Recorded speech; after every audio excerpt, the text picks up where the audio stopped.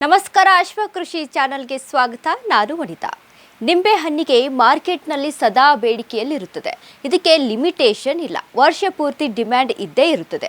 ನಿಂಬೆ ಹಣ್ಣಿನ ಶಕ್ತಿ ಎಂತಹದ್ದು ಎಂಬುದು ನಮಗೆಲ್ಲ ಗೊತ್ತೇ ಇದೆ. ದೈಹಿಕ ಆರೋಗ್ಯ, ಸೌಂದರ್ಯ ವರ್ಧನೆಗೆ ಅನುಪಮ ಕಾಣಿಕೆ ನೀಡುವ ನಿಂಬೆ ಕಡಿಮೆ ಹೂಡಿಕೆಯಲ್ಲಿ ಹೆಚ್ಚು ಲಾಭ ತಂದುಕೊಡುವ ಬೆಳೆಗಳ ಪೈಕಿ ಒಂದಾಗಿದೆ. ಒಮ್ಮೆ ಈ ಬೆಳೆಯನ್ನ ಬೆಳೆದರೆ ವರ್ಷ ಪೂರ್ತಿ ಲಾಭವನ್ನ ತಂದುಕೊಡುತ್ತದೆ. ಈ ಬೆಳೆಯನ್ನ ಬೆಳೆಯಲು ಸಮಶೀತೋಷ್ಣ ವಲಯ, ಉಷ್ಣವಲಯ ಸೂಕ್ತ. ಇನ್ನು ಮಣ್ಣಿನ ವಿಚಾರಕ್ಕೆ ಬಂದರೆ ಗೋಡು ಮಣ್ಣಿನಲ್ಲಿ ಬೆಳೆಯಬಹುದಾಗಿದೆ. ಮಣ್ಣಿನ ರಸಸಾರ 5.5ರಿಂದ 7.5ರವರೆಗೆ ಇರಬೇಕಾಗುತ್ತದೆ.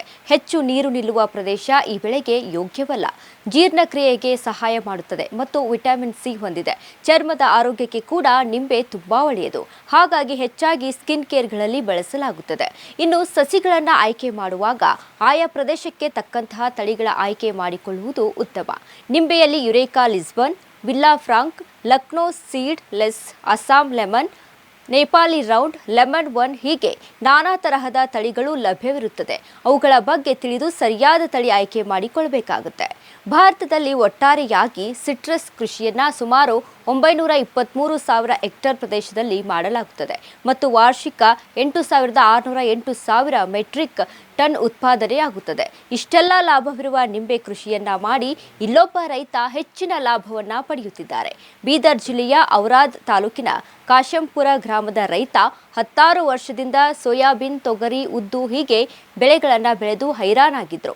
ಆದರೆ ಈ ಆಧುನಿಕ ಯುಗದಲ್ಲಿ ಕೃಷಿಯನ್ನ ಏನಾದರೂ ಹೊಸದಾಗಿ ಮಾಡಬೇಕು ಎಂಬ ಯೋಚಿಸಿ ತನ್ನ ಹೊಲದಲ್ಲಿ ನಿಂಬೆ ಬೆಳೆದು ಕೈ ತುಂಬ ಹಣವನ್ನ ಸಂಪಾದಿಸ್ತಾ ಇದ್ದಾರೆ. ಆ ಮೂಲಕ ಕೈ ಕೆಸರಾದ್ರೆ ಬಾಯಿ ಮೊಸರು ಅನ್ನುವ ಮಾತನ್ನ ಅಕ್ಷರಶಃ ಸತ್ಯ ಮಾಡಿದ್ದಾರೆ. ಕೃಷಿಯಿಂದಲೇ ವಾರ್ಷಿಕವಾಗಿ ಲಕ್ಷ ಆದಾಯವನ್ನ ಸಂಪಾದಿಸ್ತಾ ಇದ್ದಾರೆ. ಇವರದ್ದು ಒಟ್ಟು 12 ಎಕರೆಯಷ್ಟು ಜಮೀನಿದ್ದು 1.5 ಎಕರೆಯಲ್ಲಿ ಕಾಗಜಿ 12 ಅನ್ನೋ ತಳಿಯ ನಿಂಬೆ ಬೆಳೆಯುತ್ತಿದ್ದಾರೆ.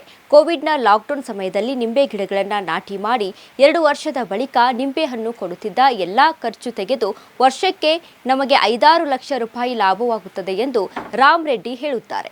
1.5 ಎಕರೆಯಲ್ಲಿ ಸುಮಾರು 360 ನಿಂಬೆ ಗಿಡಗಳನ್ನು ಹಚ್ಚಿದ್ದಾರೆ.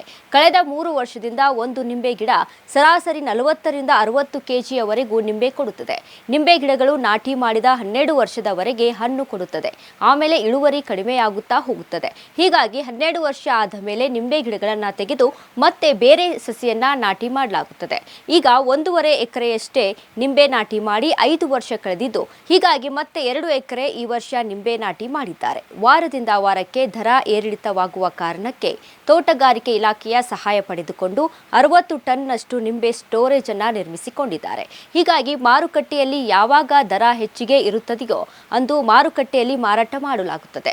ಒಟ್ಟಿನಲ್ಲಿ ರೈತ ರಾಮ್ ರೆಡ್ಡಿ ಕೃಷಿಯಲ್ಲಿ ಯಶಸ್ಸನ್ನ ಕಂಡಿದ್ದಾರೆ. ಹೀಗೆ ನೀವು ಕೂಡ ನಿಂಬೆ ಕೃಷಿ ಮಾಡಿ ಲಾಭದಾಯಕ ರೈತರಾಗಿ. ಕೃಷಿ ಮಾಹಿತಿಗಾಗಿ ನೋಡ್ತಾ ಇರಿ ಅಶ್ವಕೃಷಿ ಚಾನೆಲ್. ಧನ್ಯವಾದಗಳು.